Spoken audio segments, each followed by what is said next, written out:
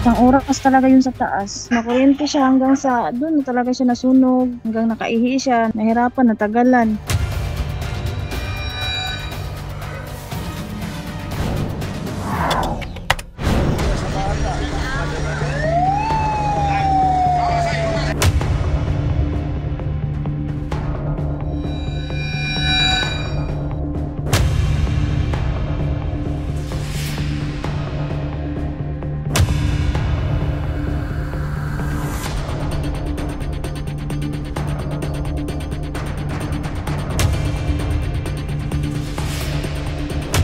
So, hindi talaga matanggal sa mainline pag makurente ka na, hindi na talaga matanggal sa kamay.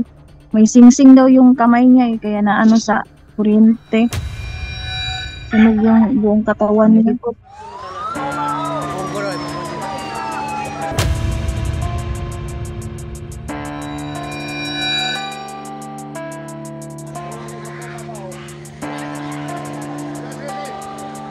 Sabi nila, mabibili daw sila ng makupa. Sabi ng may-ari, wala pong aakyat. Kasi kumakain pa yung taga-akyat doon . Tulog yung may-ari na pagtingin niya sa taas, andun na pala yung bata. Kaya kahit anong hampas ng yung kahoy, kasi may dala siya na kawayan yung buhay na kawayan.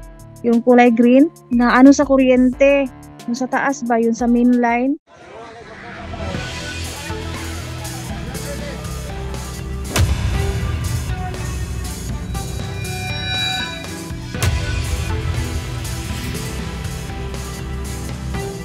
Kahit anong hampas, hindi talaga siya matanggal.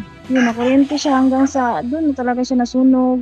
Hanggang nakaihi siya, namatay siya doon sa ibabaw. Hindi pa talaga siya na-rescue agad kasi kuryente yun . Mahirap.